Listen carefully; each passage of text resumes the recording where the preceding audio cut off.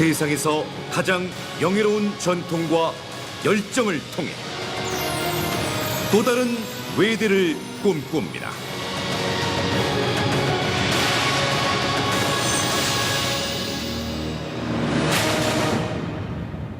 자, 이어서 오늘 치렀던 모의 논술과 모의 에세이에 대해서 출제위원장님이신 경영대학의 남기석 부학장님께서 정리를 해주시겠습니다. 남기석 부학장님 모시도록 하겠습니다.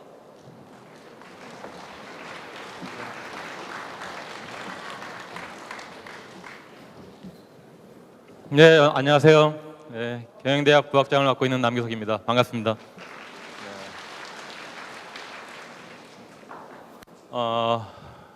시험 어려웠어요? 다 쉬었다고 그러던데 문제가. 네. 그럼 지금부터 오늘 시행한 그러한 모의 논술고사하고 그다음에 모의 에세이에 대한 정답은 사실은 뭐 없는데 답을 한번 확인해 보겠습니다.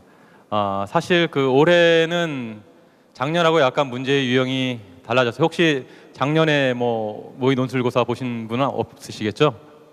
네.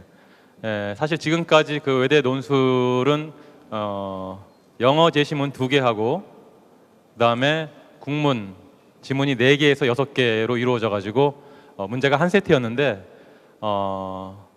올해부터는 바뀌었습니다. 바뀐 2가지 이유는 첫 번째는 보통 문제가 문항 1, 2, 3 3가지로 구성이 돼 가지고 하나를 틀리면은 그 다음 문제도 또 틀릴 수 있는 가능성이 있기 때문에 그런 문제를 일단 배제해 보자라는 거였고요. 그 다음에 두 번째는 일단은 독립적인 문제 파트 1하고 일단 파트 2로 구성을 해가지고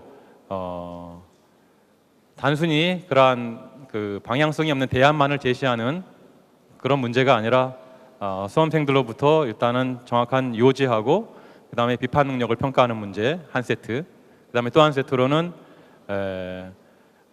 개념을 정확하게 이해함으로써 비교 분석할 수 있고 또 하나 그러한 정확하게 이해한 그런 개념을 바탕으로 적용 추론할 수 있는 그런 능력이 있는지를 확인하고자 2파트로 구성해서 문제를 냈습니다.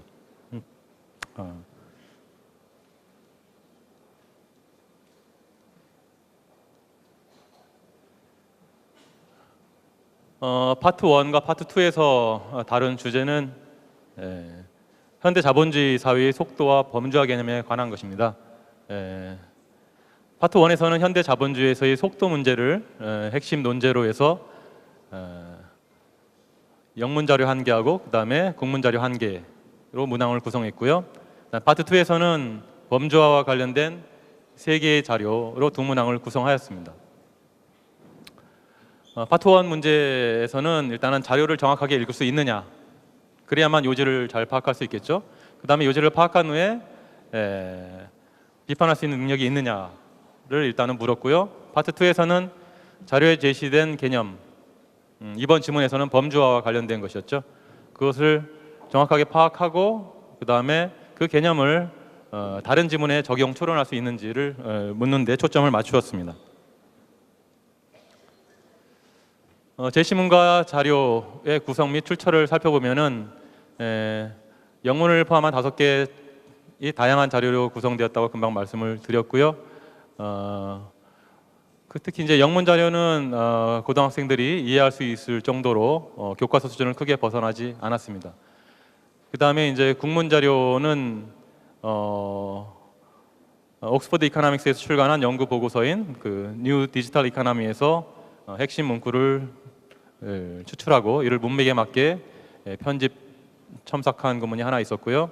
또 하나는 이제 국문 자료 가운데서 국내 여러 일간의 논설 기사와 관련된 부분. 그 다음에 또 하나는 존 앤더슨의 Cognitive Psychology and Its Implication 이라는 글에서 일단은 번역을 해왔습니다. 그리고 또 하나는 이제 강준만의 인물과 사상 잡지인데요. 거기서 한국인의 범주화 기질과 본질주의 성향이라는 그러한 글을 바탕으로 해가지고 그 중에 일부를 발췌했고요. 그 다음에 마지막으로 앤드류 더빈의 Essentials of Management 일부를 번역해 왔습니다. 인용한 자료는 원문 그대로 사용한 것도 있고요. 약간의 수정을 가한 경우도 있었습니다. 제시문들을 살펴보면 여러분들도 뭐 요지를 다 파악할 수 있었다고 생각을 하지만, 첫 번째는 그 일간지 가운데서 그 현대, 그러니까 자본주의가 요구하고 있는 속도에 대한 그러한 부작용을 지적한 글로써 이제는 느림의 미학으로의 방향 전환을 주장하는 그러한 요지를 담고 있고요.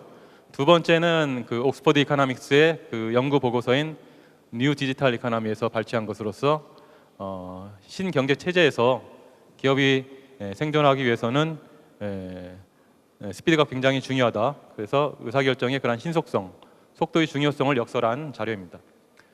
그 다음에 이제 자료 3, 그래프가 나와가지고 여러분들 조금 당황하셨을 수도 있을지 모르겠는데, 내용은 뭐 굉장히 평이한 글이죠. 컵과 그릇을 대상으로 해가지고 중립적인 조건과 또는 의견 감자가 들어있다는 그런 상상 맥락 조건 하에서 언어 사용자들이 그것을 컵으로 또는 그릇으로 어떻게 인식하는지의 그러한 반응 결과를 나타낸 글입니다. 그다음에 네 번째는 한국인이 그러한 사회 문화 풍토에 따라서 발전된 구별짓기를 잘하는 특성이 있다. 그것이 때로 긍정적인 측면도 있지만은 오히려 부정적인 측면을 갖고 있다는 그러한 글로서 이러한 구별짓기가 계속되는 그러한 범주화 게임이 지속되고 있다는 그러한 요지고요. 다섯 번째는 이제 경영자의 구분에 관한 겁니다. 이제 사전적 정의로서 보통 이제 기업가와 자영업자로 나눌 수 있는데, 그 둘은 혁신적인 아이디어가 과연 있느냐 없느냐에 의해서 우리가 구분짓기, 즉 범주화를 할 수 있다는 내용의 글입니다.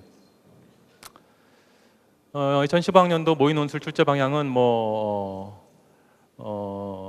첫 번째 한국 외대의 키워드인 국제 문화 언어를 그 내용 요소로 담고 있다는 것은 뭐 작년과 다름이 없고요. 작년과 다른 면만 말씀드리면은 이렇게 실험 결과라든가 비평, 그다음에 개념 적용 사례의 다양한 범주와 다양한 범주의 그런 내용과 도표를 활용할 수 있도록, 앞으로도 아마 한국 외대의 논술 문제는 표라든가 어떤 그래프 이런 것들을 읽어낼 수 있는 능력을 요하는 문제가 반드시 포함돼서 출제될 것으로 예상이 됩니다. 그다음에 형식적 측면에서는 이런 형식을 계속 앞으로 이제 유지할 계획인데요. 두 파트로 나눠가지고 첫 번째 파트에서는 그 요지를 파악하고 그다음에 비판해 볼 수 있는 능력을 측정하는 문제. 그다음에 두 번째 파트에서는 정확한 개념을 파악한 후에 두 지문을 비교할 수 있는 능력, 그리고 나아가서는 그것을 추론해낼 수 있는 능력이 있는지를 묻는 그런 문제로 구성될 겁니다. 나머지는 뭐 작년과 비슷하고요. 여러분들이 답안을 작성하셨을 텐데, 그러면은 채점 기준은 어떻게 마련했는지 살펴보겠습니다. 자료 구성 및 출처는 좀 전에 말씀드린 바와 같고요. 먼저 영어 제시문 여러분들이 잘 읽어냈을 거라고 생각을 하는데, 영문으로 되어 있기 때문에 정확하게 무슨 뜻인지 한번 살펴보고 넘어가겠습니다.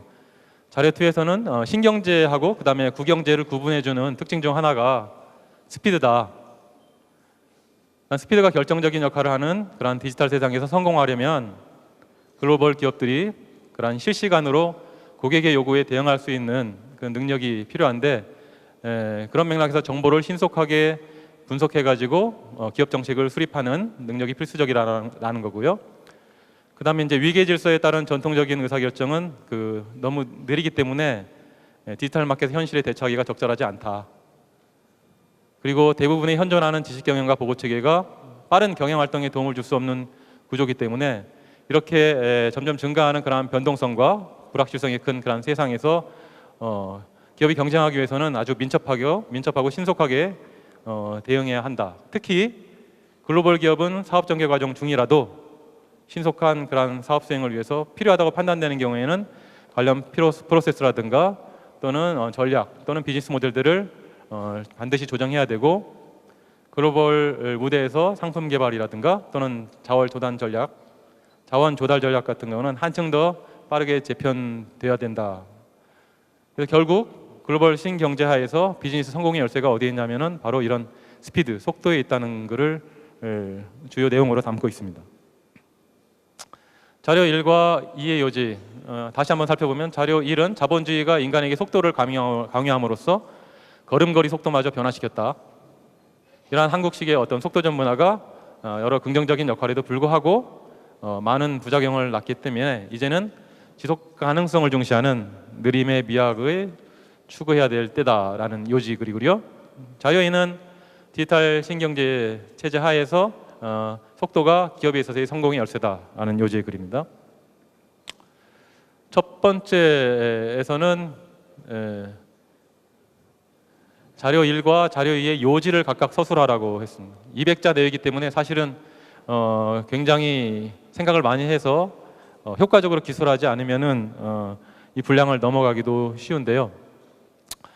평가 지침으로서는 현대 자본주의 사회와 시장 경제에 상반된 먼저 두 입장이 있다는 것을 여러분들이 파악했냐라는 것을 묻고 있고요.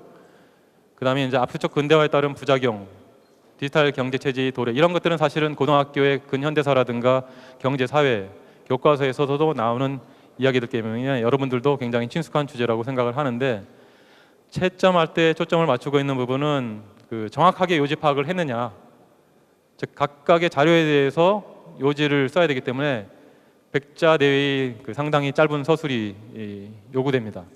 그래서 표현력이라든가 논리적 구성력을 보기보다는 핵심 논지를 적절하게 추출해가지고 사용하였는지 그 여부가 배점의 기준이 되게 됩니다.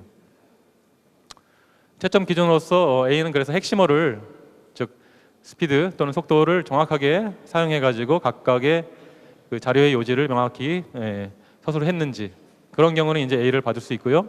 핵심어를 정확하게 사용했지만은 각 자료의 요지를 다소 불명확하게 서술한 경우는 B를 줬고요. 그다음에 핵심어를 정확하게 사용하지 못하거나 또는 각 자료의 요지를 적절히 서술하지 못한 경우는 C로 분류가 됩니다. 그리고 D는 핵심어를 부정확하게 사용했고 각 자료의 요지를 서술하지 못한 경우는 D. 물론 이제 자료 F는 문제와 전혀 상관없는 내용을 기술한 경우에 해당됩니다. 그 다음에 문제, 두 번째 문제에서는 자료 2의 관점에서 자료 2의 주장에 갖는 한계를 논하시오. 사실 뭐 처음 문제 낼 때는 구체적인 사례를 들어 논하라라고 싶었는데 너무 여러분들한테 부담을 많이 주는 것 같아가지고 이 부분은 사실은 뺐습니다. 그리고 또 500자 내이기 때문에 구체적인 사례를 들어서 논하기에는 좀 분량이 적지 않은가라는 생각도 했고요. 그래서 자료 1과 자료 2의 요지는 금방 말씀드린 바대로고요. 이 문제 2에서는 그 자본주의와 신경제 체제하에서 속도를 바라보는 그 자료 1과 자료 2의 상반된 관점을 파악하는 것이 우선 필요합니다.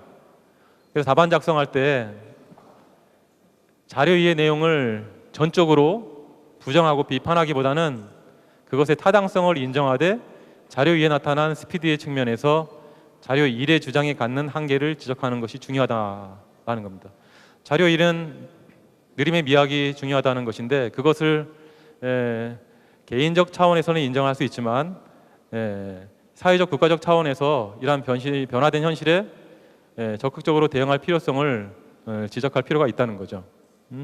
그래서 다시 한번 말씀드리지만 일단 두 개의 문장이 스피드에 대해서 하나는 긍정적인 측면, 하나는 부정적인 측면의 관점에서 서술되고 있는데 느림의 미학을 아무리 추구한다고 하더라도 그것을 완전히 부정하지 않고 긍정적인 그러한 측면을 담고 있는 자료 2의 관점에서 균형을 잡으면서 일단은 비판할 수 있는 능력을 요구하고 있습니다. 그래서 A등급을 받기 위해서는 먼저 자료 1과 자료 2가 연계되어서 기술이 돼야 되는데 즉 현대사회 경제체제하에서 속도의 중요성이라는 게 아주 중요하게 부각되고 있다. 그리고 지나친 속도 추구의 부작용에 대한 인식과 더불어서 사회 경제적 차원에서는 그러면 속도를 포기하면 좋으냐? 그건 아니다라는 거죠. 그래서 궁극적인 대안이 될 수 없음이 지적되어야 되고 마지막으로 그러한 변화된 현실에 대한 다면적인 인식과 평가, 즉 과도하게 한쪽으로 치우치지 않는 그러한 서술이 필요하다고 보겠습니다. 그다음에 B등급은 자료 1과 자료 2의 시각 차이를 올바로 파악했지만 자료 1의 취지를 무시하거나 관가한 경우에 해당되고요. C등급은 자료 1과 자료 2의 시각 차이를 올바로 파악하지 못한 경우, 그 다음에 D는 자료 1과 자료 2의 요지를 올바로 파악하지 못한 경우, F는 아까 말씀드린 바대로입니다. 그리고 이제 문제 3을 보면은 문제 3과 자료 3과 자료 4를 범주와의 대상, 그 다음에 기준, 그리고 효과의 측면에서 비교 분석하라고 묻고 있는데요. 먼저 자료 3의 요지를 보면은 컵과 그릇의 범주와 경계가 모호하다.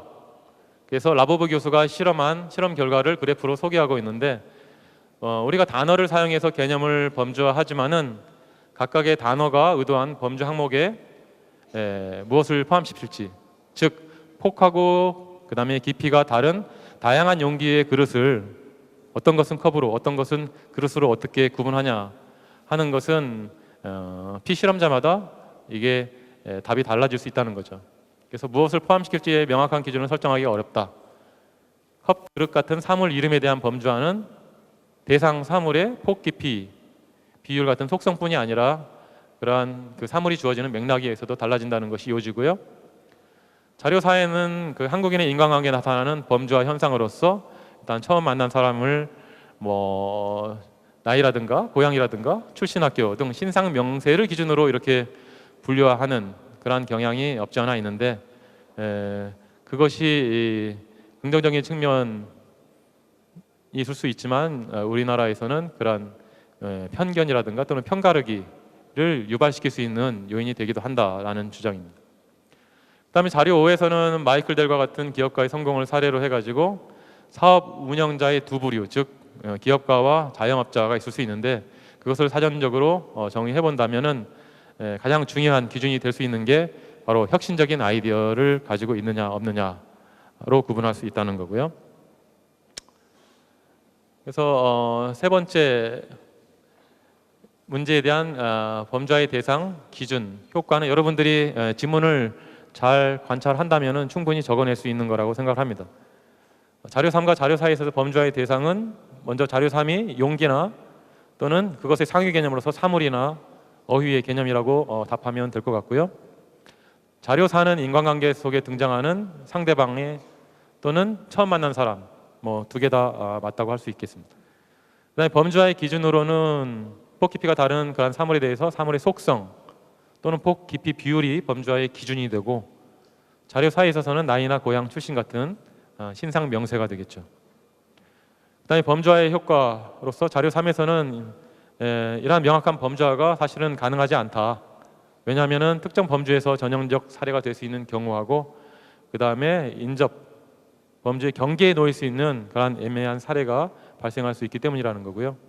자료사의 범주화로 인해서 생기는 효과는 편견이라든가 편가르기 같은 어떤 부정적인 효과가 발생할 수 있다는 겁니다.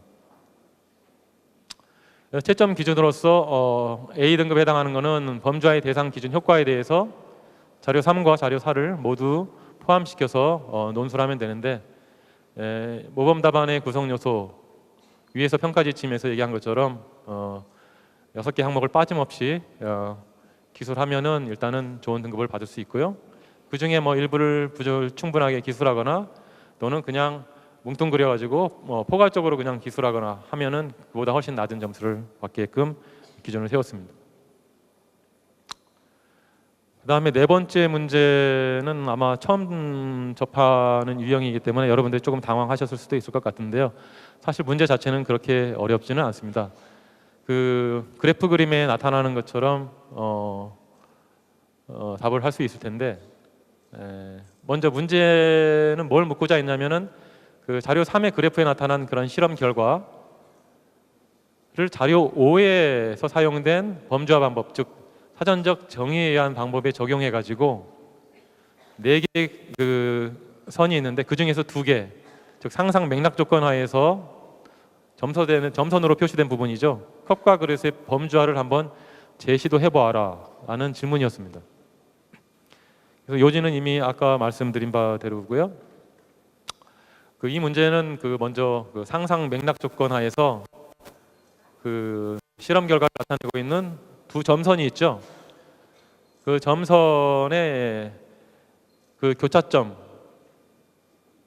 그것이 어떤 컵과 그릇을 구분할 수 있는 인식의 경계점이라는 것을 해독해내면은 사실은 문제는 쉽게 풀릴 수 있는데요. 그 두 점선의 교차점에 대한 연구가 필요하고요. 그 교차점에서는, 왜냐하면은 교차점에서 컵이라고 응답한 비율하고 그 다음에 그릇이라고 응답한 비율이 같습니다. 물론 더 자세히 관찰한 학생 같은 경우에는 응답 비율의 합이 100%가 아니기 때문에 조금 의아해할 수도 있는데, 바로 그런 문제 때문에 또 시간을 허비하지 않도록 왼쪽에 주석으로서 제가 이렇게 당구장 표시로 모든 실험 참가자가 모든 그릇의 컵에 대해서 다 답은 한 건 아니라고 제가 달아놨습니다.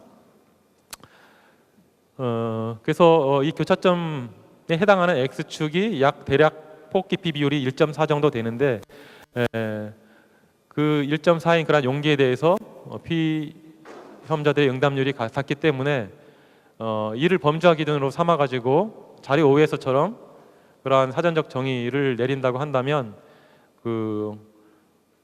폭 깊이 비율이 1.4보다 적은 용기는 컵으로, 그 다음에 그것보다 큰 용기는 그릇으로 구분하는 범주화를 제시도 할 수 있을 것이다 라는 식으로 서술을 하면 될 것 같습니다.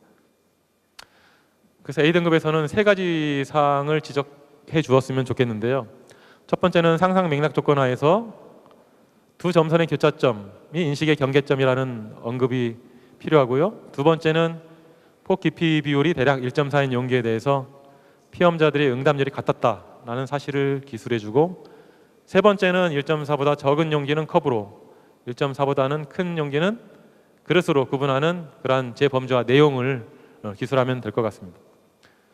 그것보다는 낮은 등급인 B는 이제 실험 결과를 잘 해독해서 교차점을 언급했지만 사전적 정의를 통한 재범주화로 이어지지 못한 경우, C 같은 경우는 아예 실험 결과를 잘못 해석해가지고 재범주화를 시도한 경우, D는 실험 결과에 대한 잘못된 해석만을 기술하거나 또는 재범주화에 대한 잘못된 내용만을 서술한 경우로 구분을 해서 평가를 했습니다. 이게 모의 논술에 대한 제 설명이고요. 그 다음에 이제 모의 에세이 부분에 대해서 말씀드리겠습니다.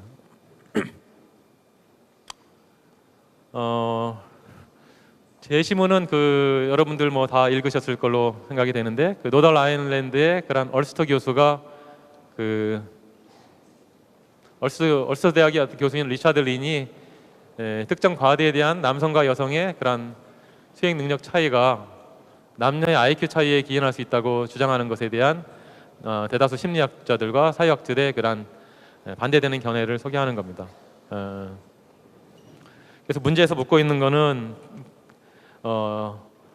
이런 남성과 여성의 어떤 수행 과제의 능력, 이런 성과에 대한 이해를 바탕으로 해서 특정 직업에서 남성 또는 여성을 배제시켜야 되는 주장이 여러분들은 어떻게 생각하고 있는지 적절한 그런 논과 함께 제시하라는 거였는데요. 이러한 출제 방향은 한국 외대가 표방하고 있는 글로벌 리더를 양성하기 위함이고요. 그 다음에 에세이 주제는 그렇게 난이도가 높은 것은 아니죠. 그래서 고등학교에서 충분히 다룰 수 있는 주제라고 생각을 하고 있습니다. 왜 이런 주제를 선정했냐면은 인간의 성, 즉 젠더 차이에 대한 연구는 다양한 학문 분야에서 그동안 많이 연구되어 왔는데, 이게 성차별적인 그러한 뉘앙스를 띠게 된 그러한 적이 있어가지고 최근에는 약간 중단된 적도 있었는데, 최근에 와가지고 이런 남녀의 어떤 차이가 생물학적인 차이 말고도 그런 심리학적, 사회적인 그런 차이에 대해서 일단은 부각시킬 그런 연구가 필요하다라고 해가지고 많은 연구들이 되어 왔습니다. 그래서 우리 외대에서도 아무래도 이 시험을 보는 분들이 해외에서 일단은 수학한 경험이 있는 학생들이 일단은 많기 때문에 서로 다른 그러한 문화적 배경 하에서 살았던 그러한 경험을 바탕으로 해가지고 이러한 그 남녀성에 대한 그 차이를 어떻게 다양하게 인식하고 있는지, 그리고 생활 경험을 바탕으로 한 논거를 제대로 들어서 쓸 수 있는지 그것을 측정하고자 했습니다. 이런 시험을 통해서 일단은 한국 외대가 추구하고 있는 그런 글로벌 리더, 즉 외국어 구사 능력을 갖추면서 글로벌 마인드를 충분히 갖추고 있는 그런 인재를 뽑고자 함이었었고요. 그다음에 외국어 외국 문화를 학습하는 학생으로서 세계화 속에서 사라져가는 그 소수 문화에 또 소수 언어에 대한 올바른 그런 인식을 갖춘 그러한 공동체의 일원으로서의 그러한 책임의식을 고취하는 기회가 되기를 희망했습니다. 그래서 주요 내용 가장 중요한 부분인데요. 좀 자세히 설명드리면 최근 남성과 여성의 그러한 과제 수행 능력에 대한 차이가 남녀 어떤 지능의 차이가 아니라 성별과는 무관한 개인의 능력 차이 또는 개인의 선호도의 차이로 해석되고 있는 연구 성과가 많이 있는데, 성별로 인해서 또는 개인적인 차이로 인해서 서로 다른 인지 능력이 발달함으로써 특정한 과제에 대해 서로 다른 수행 능력이 결과로 나타난다는 거죠. 그래서 만약 이게 성별 차이에 따라서 인지 능력이 발달한다면 특정 직업 영역에 적합한 남성과 여성이 있을 수 있을 것이고요. 또 특정 직업에는 배제돼야 할 성별도 있어야 된다고 아마 추론할 수 있을 겁니다. 또는 성별의 차이보다는 개인적인 인지 능력이 오히려 과제 수행 능력을 좌우한다고 생각할 수도 있는데, 그런 경우에는 상반된 논술이 가능할 것으로 예상이 됩니다. 그래서 본 문항에서는 통계적인 자료라든가 또는 체계적인 연구 분석 자료가 제공되지 않았기 때문에 각 수험생들이 문화적 배경이나 또는 개인적 경험을 바탕으로 해가지고 기술을 할 수밖에 없을 것 같은데, 따라서 주관적인 결론을 이끌어낼 수밖에 없을 거라고 생각합니다. 그래서 표현의 적절성이라든가 내용의 구성력 등을 위주로 이 에세이를 평가하는 것이 맞다고 일단은 판단이 됩니다. 이상 논술 에세이까지 설명을 드렸습니다. 경청해 주셔서 감사드립니다.